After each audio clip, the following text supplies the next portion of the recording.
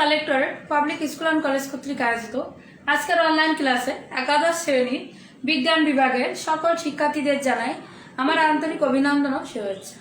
প্রিয় শিক্ষার্থীরা, আশা করি তোমরা সবাই ভালো আছো, সুস্থ আছো, নিরাপদে আছো। আজকের অনলাইন ক্লাসে আমি তোমাদের অধ্যায় দ্বিতীয় কোষ বিভাজন নিয়ে আলোচনা করব।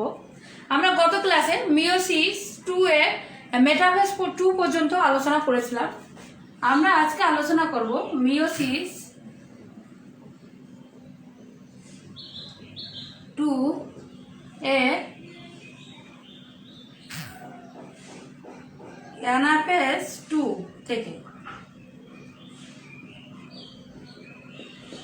আলোচনা করব। তো আমরা সে আগের মতোই আগে চিত্র অঙ্কন করে নেব, তারপরে বৈশিষ্ট্য দেখবো কি কি বৈশিষ্ট্য আছে।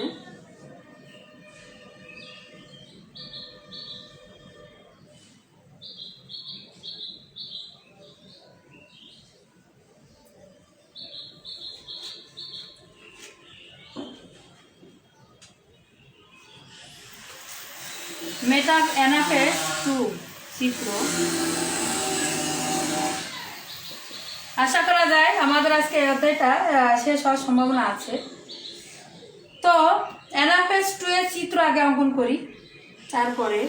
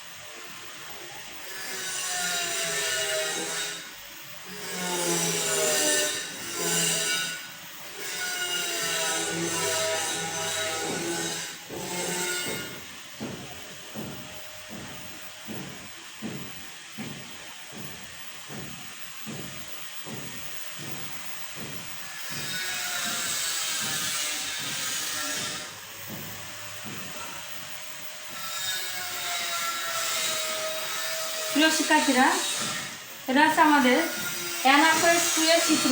আমরা বৈশিষ্ট্যগুলো একটু দেখব।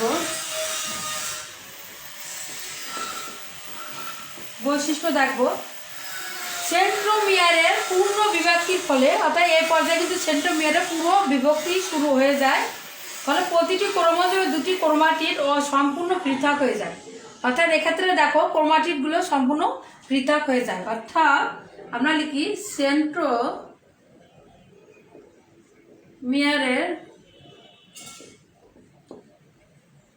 পূর্ণ বিভক্তির ফলে প্রতিটি ক্রোমোজোমে দুটি ক্রোমাটিড সম্পূর্ণ আর পৃথক হয়ে যায়। প্রতিটি ক্রোমোজোমে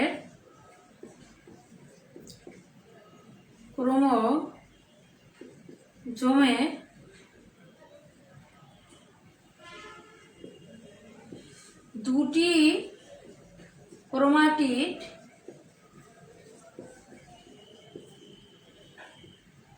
সম্পূর্ণ আলাদা হয়ে যায়। অর্থাৎ সেন্ট্রোমিয়ার সম্পূর্ণভাবে আলাদা বিভক্তি হয়ে যায়। এর ফলে প্রতিটা ক্রোমাটিড কিন্তু দুইটা অংশে ভাগ হয়ে পরস্পর বিপরীত মেরু দিকে আমরা জানি আছে ধাবিত হয়। ফলে ক্রোমাটিডগুলো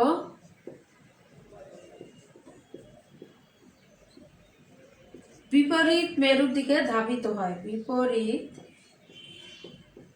মেরুর দিকে ধাবিত হয়। এক্ষেত্রে কিন্তু মেরুমুখী চলনে সেন্ট্রোমিয়ারের অবস্থান অনুযায়ী ক্রোমোজোমগুলো ইংরেজি VLGI অক্ষরের মতো দেখায়, তোমরা জানো। অর্থাৎ এক্ষেত্রে ক্রোমাটিডগুলো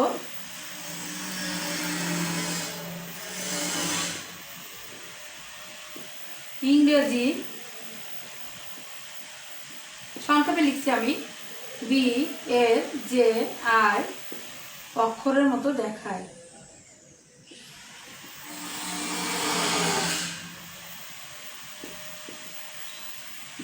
ঠিক আছে, এটা আছে মেরু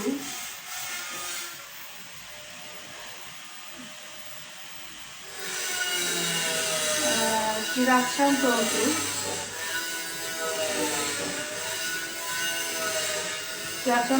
আর বিভাজিত সেন্ট্রোমিয়ার এবং স্বতন্ত্র ক্রোমোজোম আছে। তো প্রিয় শিক্ষার্থীরা, VLGI অক্ষরের মতো দেখায়। তো এটা ছিল আমাদের অ্যানাফেজ 2 মাইটোসিসের অ্যানাফেজের মতো এগুলো। আমরা জানি যে মিওসিস 2 মাইটোসিস কোষ বিভাজনের ঠিক অনুরূপ।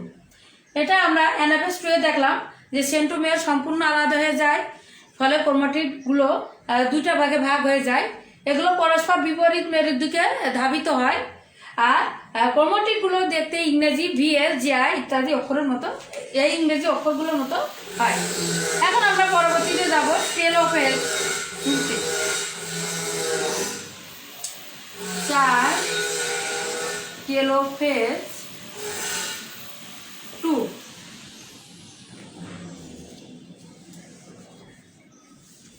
এখন আমরা এরও চিত্রটা আগে অঙ্কন করে নিব, তারপরে বৈশিষ্ট্য দেখব। আশা করা যায় আজকে আমাদের এই অধ্যায় শেষ হয়ে যাবে। নেক্সট আমরা সিলেবাসে যা আছে পরের অধ্যায় শুরু করব।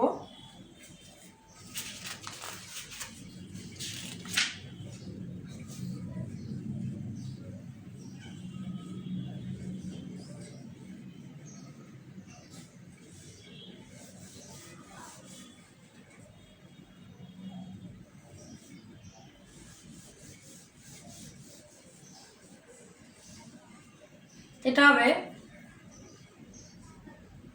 টেলোফেজ 2।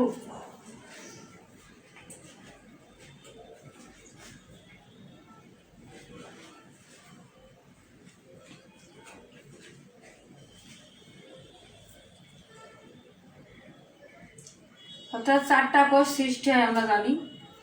আমরা একটু বড় করে কোষগুলো আঁকাবো, আমাদের স্পেস আছে।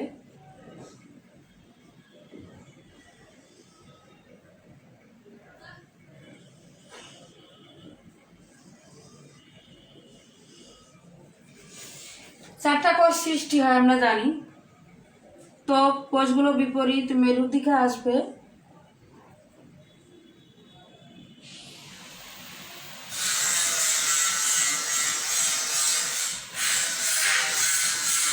বড় করে দেব।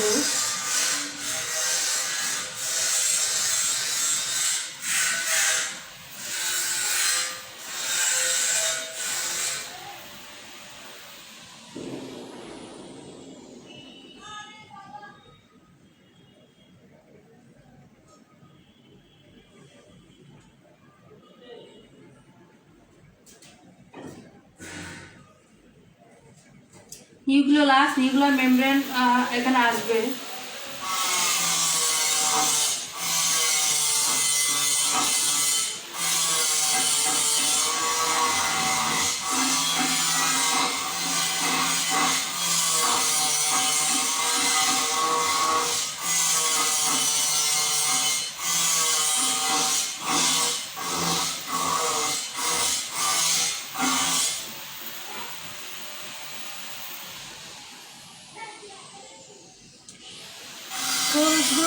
রেখা বিপরীত মেরুর দিকে যাবে, আমরা জানি।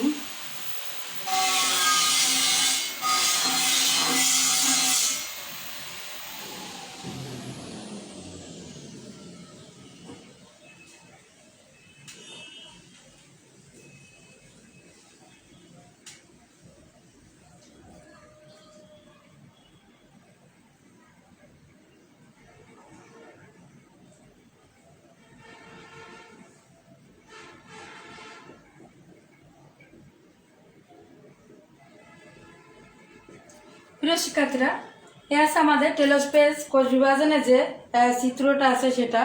এখানে আমরা দেখতে পাচ্ছি যে নিউক্লিওলাস আছে,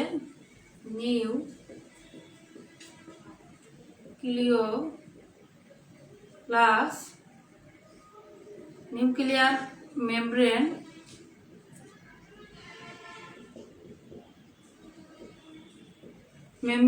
এগুলো আবার কোষে আবির্ভাব ঘটে। এবার আমরা দেখো এই যে 4টা পরিণত কোষ সৃষ্টি হলো। তো 4টা পরিণত আমরা দেখতে পেলাম ক্রোমোজোমবাহী নিউক্লিয়াস। এখন আমরা এর বৈশিষ্ট্যগুলো একটু লিখব।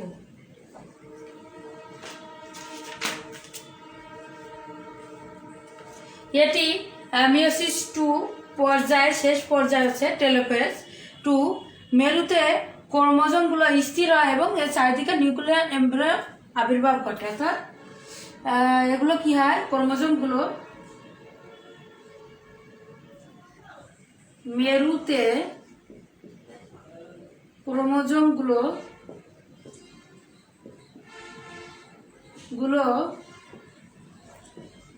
স্থির হয়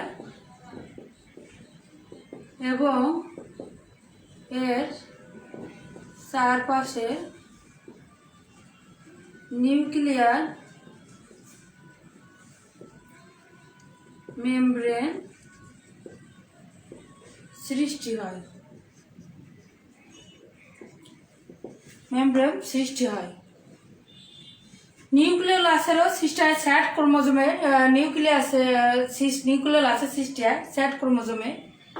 দুটি পৃথক নিউক্লিয়াসের সৃষ্টি হয়। ফলে দেখো প্রতি কোষে 2টা পৃথক নিউক্লিয়াসের এই যে সৃষ্টি হলো। নিউক্লিয়াসের জলযোজন ঘটে। আমরা দেখি নিউক্লিয়াসে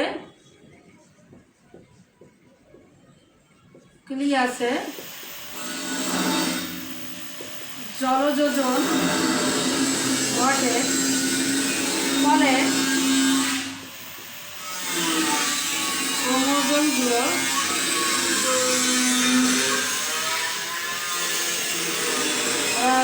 ক্রোমোজোমগুলো সরু হয়।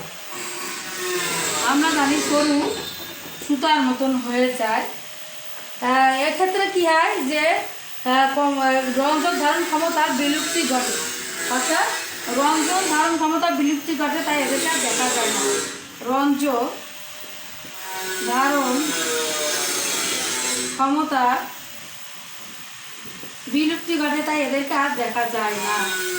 বিলুপ্তি ঘটে, তাই এই বিভাজনগুলোকে আর দেখা যায় না। তো প্রিয় শিক্ষার্থীরা, এই ছিল আমাদের মিয়োসিস 2 শেষ পর্যায়ে টেলোফেজ চিত্র এবং এর যে বৈশিষ্ট্যগুলা। এরপর আছে সাইটোকাইনেসিস 2। নিউক্লিয়াসের মাঝামাঝি কোষ ঝিল্লি এবং উদ্ভিদ কোষে কোষ ঝিল্লি ছাড়াও কোষ বিভাজন গঠন হয় এবং সাইটোপ্লাজম বিভক্ত, অর্থাৎ প্রতিটি নিউক্লিয়াসের চারপাশে সাইটোপ্লাজম কোষ ঝিল্লি ও কোষ প্রাচীর সহযোগে একটি স্বতন্ত্র কোষে গঠিত। অর্থাৎ প্রতিটা নিউক্লিয়াসের চারপাশে আলাদা সাইটোপ্লাজম কোষ প্রাচীর এগুলো গঠিত হবে এবং 4টা কোষের সৃষ্টি হয়। মেয়োসিস কোষ বিভাজনে একটি মাতৃকোষ হতে 4টি কোষের সৃষ্টি হয় এবং প্রতি কোষের ক্রোমোজোম সংখ্যা মাতৃকোষের অর্ধেক হয়, আমরা জানি। জীবজগতে এই মায়োসিসের গুরুত্ব কিন্তু অপরিসীম। আমরা এখন দেখব জীবজগতে মায়োসিসের কী গুরুত্ব আছে।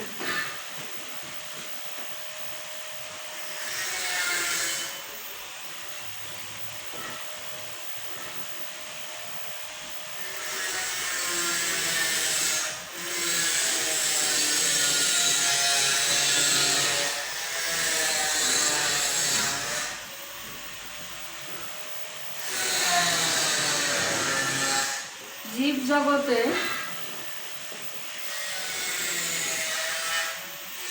মায়োসিসের গুরুত্ব।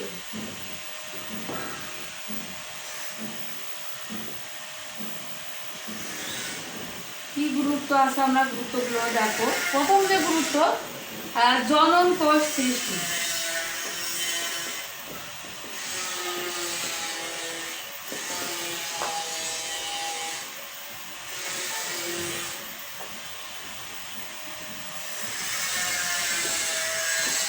মায়োসিসের ফলে জনন কোষ উৎপন্ন হয়, তাই যৌন জননক্ষম জীব মায়োসিস না ঘটলে বংশবৃদ্ধি অসম্ভব।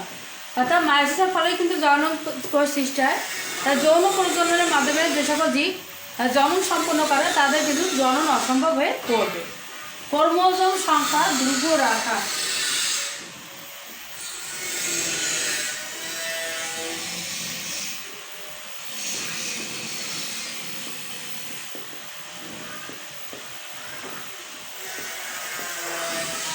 ক্রোমোজোম সংখ্যা দ্রুত রাখা।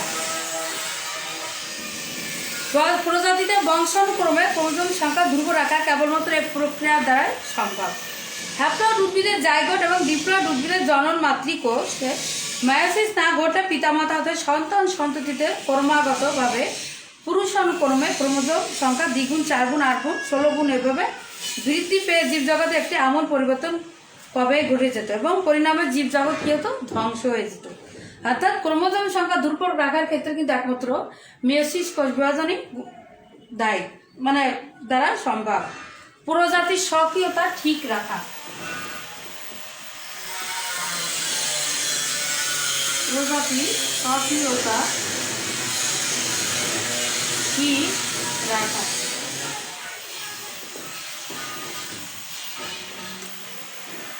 ক্রোমোজোম সংখ্যা সঠিক রাখার মাধ্যমে বংশানুক্রমে প্রতিটি প্রজাতির স্বকীয়তা রক্ষিত হচ্ছে কিন্তু এই মেয়োসিস দ্বারা। বৈচিত্র্যের সৃষ্টি আমরা রাখবো এবার। বৈচিত্র্যের সৃষ্টি।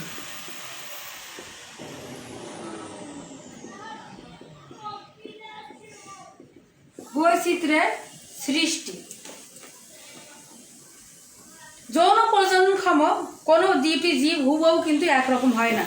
পৃথিবীর প্রায় 700 কোটি মানুষ একই প্রজাতিভুক্ত হলেও কিন্তু একজন মানুষ অন্যজন থেকে আলাদা। মায়োসিস প্রক্রিয়ায় গ্যামেটের ক্রোমোজোমের স্বাধীন বিন্যাস এবং ক্রসিং ওভারের ফলে পৃথিবীতে কিন্তু এই বৈচিত্র্যের সৃষ্টি হয়েছে। এবার দেখবো অভিব্যক্তি।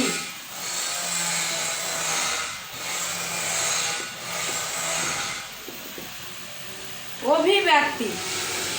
মায়োসিস আনে বৈচিত্র্য, আর বৈচিত্র্য আনে অভিব্যক্তির ধারা ও প্রবাহ। গ্যামেট সৃষ্টি ও বংশবৃদ্ধি।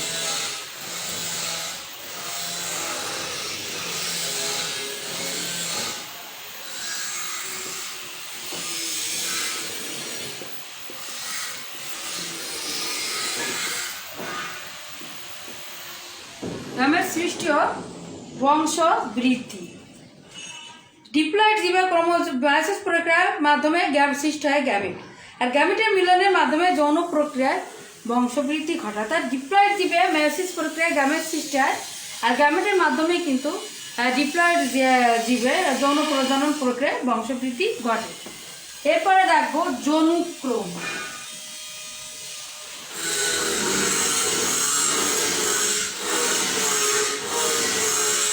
যে সকল জীবের জীবনচক্রে জনুক্রম আছে সেখানে মায়োসিস প্রত্যক্ষ ভূমিকা পালন করে। অর্থাৎ যে সকল জীবের জীবনচক্রে জনুক্রম থাকে সেখানে কিন্তু মায়োসিস প্রত্যক্ষ ভূমিকা পালন করে। এবার রাখবো মেন্ডেলের সূত্র।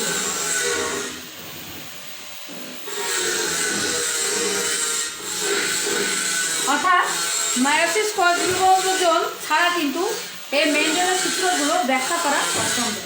তো প্রিয় শিক্ষার্থীরা, জীবজগতে মায়োসিসের যে গুরুত্ব তোমাদের এটা সুন্দর করে মুখস্থ করতে হবে, একদম পানির মতন আর কি মুখস্থ করবা। তো এরপর আমরা দেখবো ক্রসিং ওভার দিয়ে আমাদের মনে হয় শেষ হয়ে যাবে। মেয়োসিস কোষ বিভাজনে যে ক্রসিং ওভার ছিল মেয়োসিস একে, সে ক্রসিং ওভার সম্পর্কে এখন আমরা জানব। Crossing over.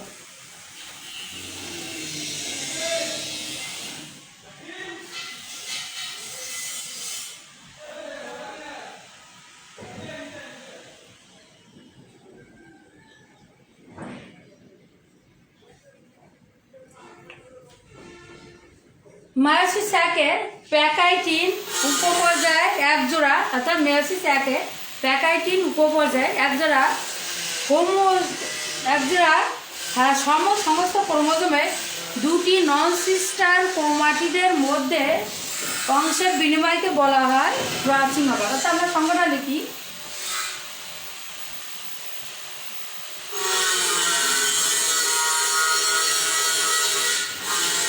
মায়োসিস একে প্যাকাইটিন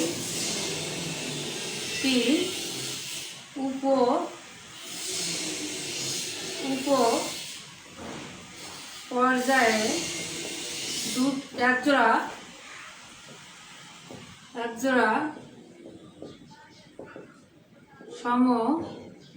সমস্ত ক্রোমোজোমে দুটি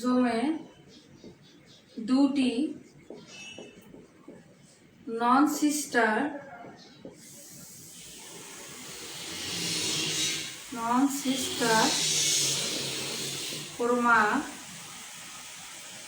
ক্রোমাটিডের মধ্যে অংশের বিনিময়কে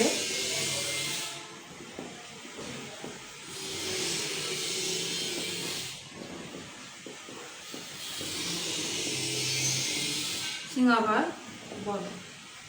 অর্থাৎ প্রিয় শিক্ষার্থীরা, আমরা জানি মায়োসিস একে প্যাকাইটিন উপপর্যায়ে কিন্তু ক্রসিং ওভার সম্পন্ন হয়। তো মায়োসিস একে প্যাকাইটিন উপপর্যায় একজোড়া সমস্ত মানে একই ধরনের আকার আকৃতি সম্পন্ন একজোড়া ক্রোমোজোমের মধ্যে দুটি নন সিস্টার ক্রোমাটিডের মধ্যে অংশের বিনিময়কে ক্রসিং ওভার বলে। ক্রসিং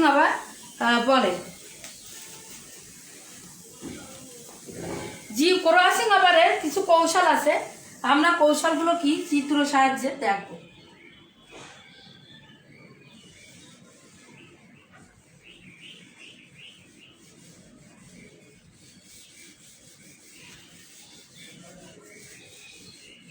ক্রসিং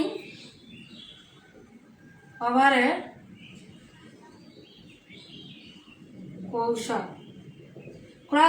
কৌশল দেখো। প্রথমে দুইটা নন সিস্টার ক্রোমাটিড একই স্থান বরাবর ভেঙে যায়, অর্থাৎ দুইটা নন সিস্টার ক্রোমাটিড একই স্থান বরাবর ভেঙে যাবে। আমি চিত্রের সাহায্যে তোমাদের দেখাচ্ছি।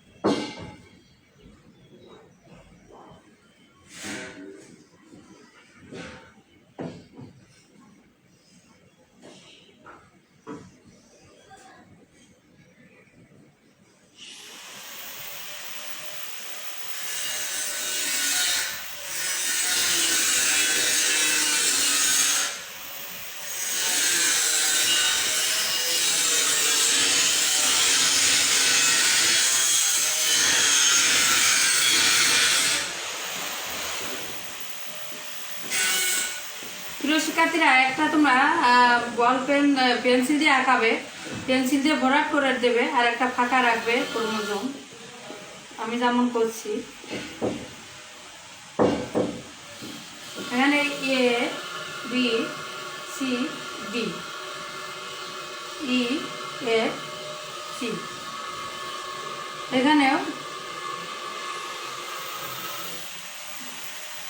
এ B C D C D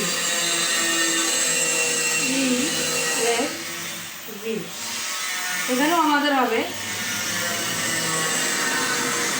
A B C D E F G. এটা হবে A B C D E F G. এখন এই যে জোড়া লাগা স্থান এটাকে বলা হয় কায়াজমা। কায়াজমা এটাকে বলা হয় কায়াজমা। এবার এরা অংশের আলাদা হয়ে যাবে।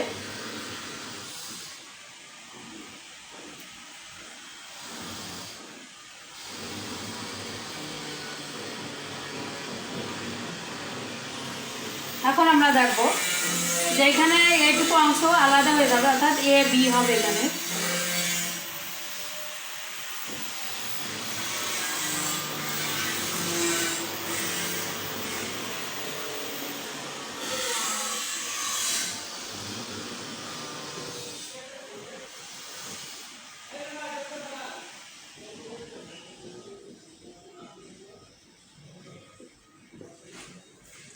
দেখো এটা হলো এ ভেঙে গেল, আলাদা হলো সি টি ই এফ জি। এর হবে A B C D E F G. এটাও A B C D E F G. অর্থাৎ আমরা এখানে দেখি যে এই যে দুইটা সমস্ত নন সিস্টার ক্রোমাটিডের মাঝে যে সংযোগ যে জোড়া লাগার যে জায়গা এটাকে বলা হয় কায়াজমা।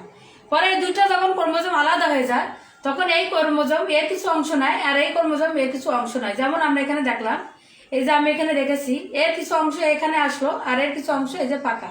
আর এখানে চিহ্নিত করা হয়েছে এ বি দিয়ে, অর্থাৎ এর এ পূরক আর বি পূরক ছিল, আর এর ছিল শুধু A B. Say A B এখানে আসলো আর এই এ পূরক বি পূরক এর এখানে আসলো। তো এটা হলো মূলত ক্রসিং ওভার। প্রিয় শিক্ষার্থীরা, ক্রসিং ওভার এটা। তো প্রথমে কি হয়, দুইটা নন সিস্টার ক্রোমাটিডের একই স্থান বরাবর ভেঙে যায়, পরে একটির অংশের সাথে অপরটির অংশ জোড়া লেগে যায়, ফলে কায়াজমা সৃষ্টি হয়। এই যে শেষ পর্যায়ে প্রান্তিকরণের মাধ্যমে ক্রোমাটিডের বিনিময় শেষ হয়। অর্থাৎ ক্রসিং ওভারের ফলে ক্রোমাটিডের মধ্যে অংশের বিনিময় হয়। এই যে অংশের বিনিময় হলো চারিত্রিক বৈশিষ্ট্যেরও বিনিময় হয়, ফলে জীবের চারিত্রিক পরিবর্তন ঘটে। প্রিয় শিক্ষার্থীরা, এটা গেল আমাদের ক্রসিং ওভারের কৌশল। এবার ক্রসিং ওভারের গুরুত্ব বা তাৎপর্য আমরা দেখবো। এটা দেখলে আমাদের শেষ। ক্রসিং ওভারের আমাদের জীবজগতে কি গুরুত্ব বা তাৎপর্য আছে সেটা আমরা একটু দেখি।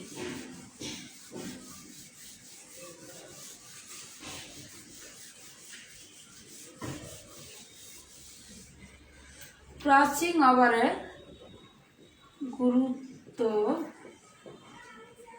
বা তাৎপর্য। কিছু সংখ্যা নিম্নশ্রেণীর জীব ছাড়া সব উদ্ভিদ ও প্রাণীর মধ্যে কিন্তু ক্রসিং ওভার ব্যাপকভাবে দেখা যায়।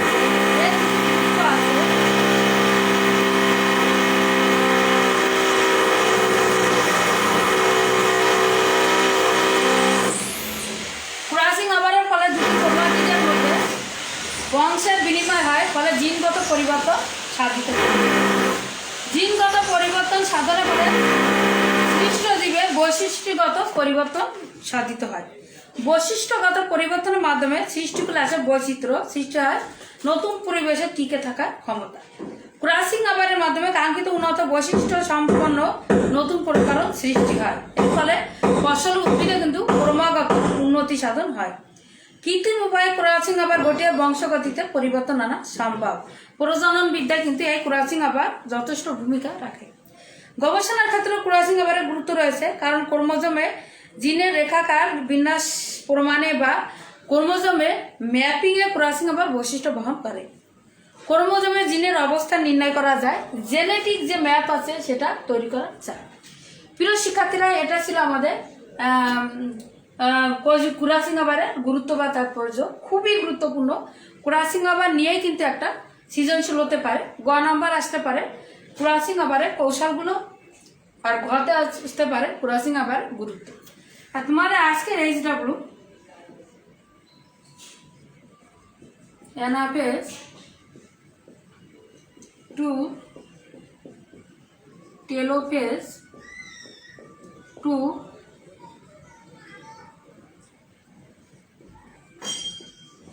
মায়োসিসের গুরুত্ব ও ক্রসিং ওভার চিত্র সহ মুখস্থ করবা।